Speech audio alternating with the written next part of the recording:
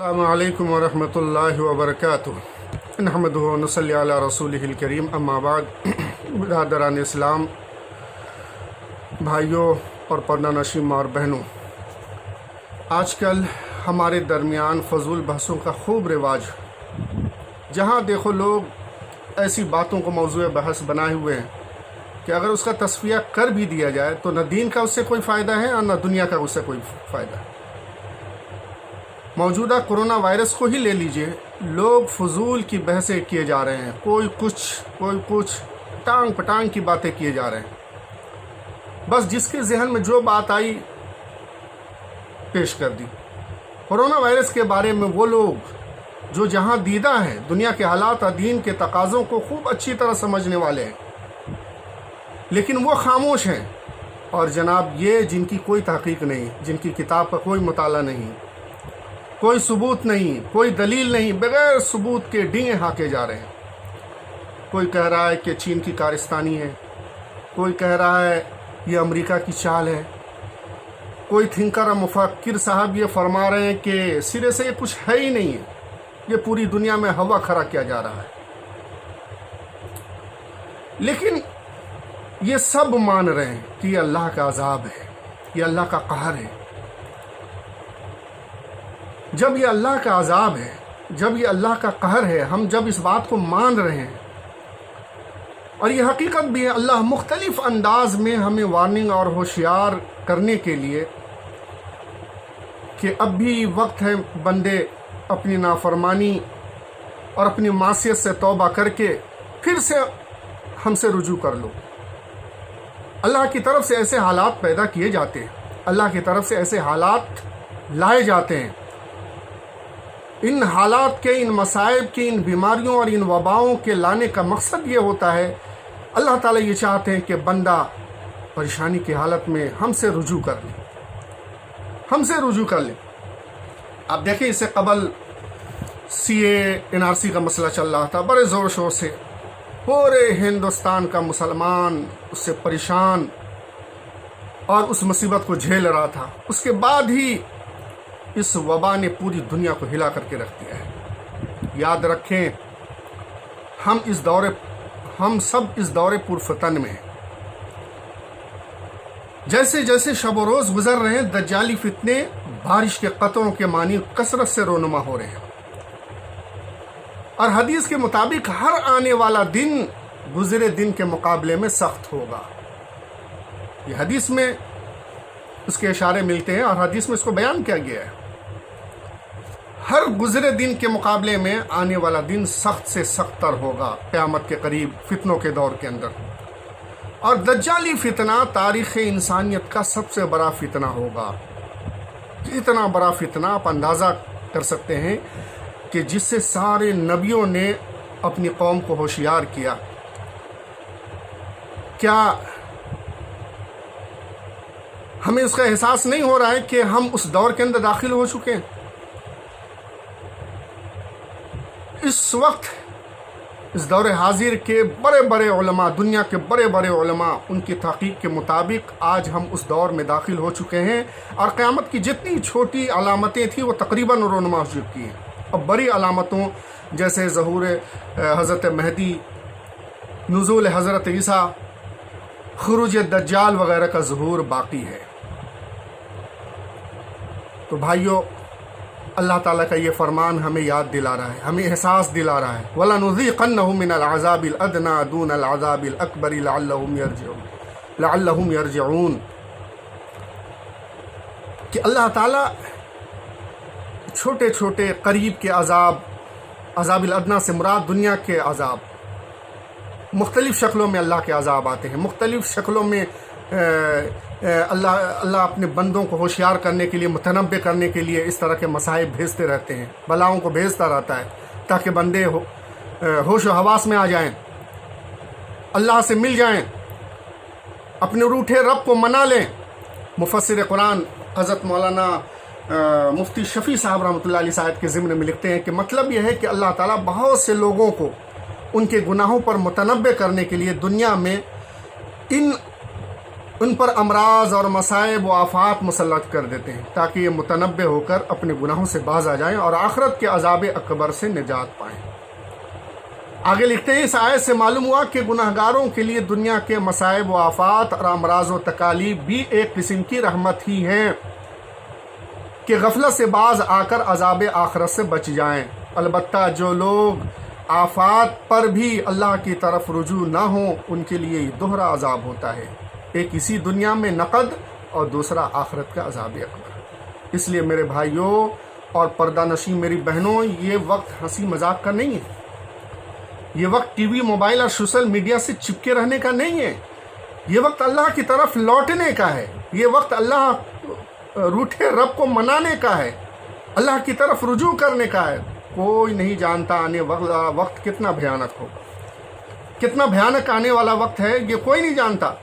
اس وقت کے آنے سے پہلے، اس وقت کے جب وہ وقت ہمارے اوپر آئے، وہ حالات ہمارے اوپر آئے، وہ ابتلا آزمائش، وہ فتنے ہمارے اوپر آئے ناقابل برداشت، اس سے پہلے اپنے آپ کو مضبوط کیجیے، اپنے آپ کو اللہ کی تحویل اور اس کی حفاظت میں دیجیے۔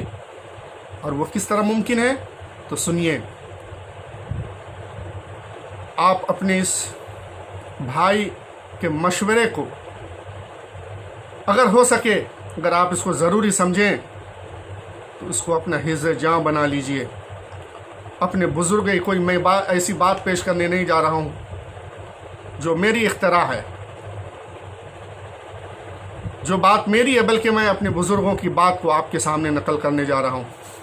بطور مشورہ، بطور ہمدردی کے چند مشورے آپ کی خدمت میں، چند اعمال آپ کے سامنے پیش کر رہا ہوں کہ ان اعمال کو آپ اختیار کیجئے، اور ان اعمال کو اختیار کرنے کے بعد آپ غافلوں کے فہرست میں نہیں رہیں گے انشاءاللہ۔ نمبر 1، سب سے پہلے اپنے گناہوں سے سچی اور پکی توبہ کیجئے، اور ہو سکے تو روز 2 رکعت صلاۃ التوبہ کی ضرور پڑھنے کا اہتمام کیجیے۔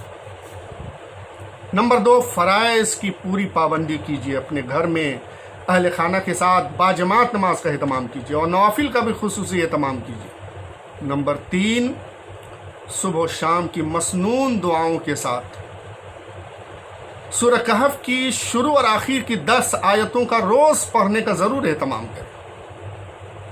استغفار اور درود شریف کم از کم 100 مرتبہ روزانہ ضرور پڑھنے کا اہتمام کریں۔ یہ کم از کم تعداد میں بتا رہا ہوں، کم از کم 100 مرتبہ استغفار اور 100 مرتبہ درود شریف یہ روز پڑھیں آپ، صبح و شام کی مسنون دعاؤں کے علاوہ۔ نبی صلی اللہ علیہ وسلم کی جو مسنون دعائیں، ان معنوں کے اوپر اگر آپ غور کریں گے تو آپ کو یہ پتہ چلے گا ان دعاؤں میں ہماری حفاظت کے لیے کتنا زبردست اس کے اندر قوت اور صلاحیت موجود ہے، اور ان دعاؤں کی برکت سے اللہ تعالی ہمیں بڑی بڑی بیماریوں سے اور مصیبتوں سے اللہ تعالی ہماری حفاظت فرمائیں گے۔ مثال کے طور پر ایک دعا جو نبی صلی اللہ علیہ وسلم سے مسنون ہے، بسم اللہ الذی لا یضر مع اسمہ شیء فی الارض ولا فی السماء وهو السمیع العلیم، 3 بار صبح اور 3 بار شام پڑھنا ہے۔ ایک دعا ہے اللہم عافنی فی بدنی، اللہم عافنی فی سمعی، اللہم عافنی فی بصری، لا الہ الا انت، یہ دعا ہے۔ ان جیسی دعاؤں کو خوب پڑھنے کا اہتمام کیجیے۔ مسنون دعاؤں کے اندر ساری دعائیں آپ کو مل جائیں گی، ان کو پڑھنے کا خوب اہتمام کیجیے۔ نمبر 4، اپنے دل کو خوف خدا سے آباد کیجیے۔ اگر یہ کریں گے تو انشاءاللہ تعالی مخلوق کا ڈر آپ کے دل سے نکل جائے گا۔ کورونا یہ اللہ کی مخلوق ہے، اس سے ہرگز نہ ڈریں، بلکہ خالق سے ڈر اور خوف پیدا کریں، اپنے اللہ سے ڈر اور خوف پیدا کریں۔ خدا نخواستہ اگر ہم کورونا سے ڈرتے ہیں، اور کورونا کا ڈر، کسی مصیبت کا ڈر، کسی مخلوق کا خوف ہمارے دل کے اندر اگر یہ پیوست ہو گیا ہے تو یاد رکھیے یہ کورونا مرض سے بھی زیادہ خطرناک مرض کے اندر ہم مبتلا ہیں۔ ہمیں سمجھ لینا چاہیے کہ ہم بہت ہی خطرناک مرض کے اندر مبتلا ہیں۔